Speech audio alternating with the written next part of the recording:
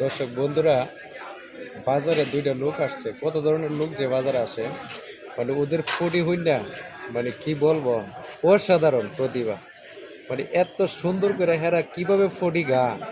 মানে কি বলতেছে হেরা, একটু আপনারা মন দিয়ে শুনে।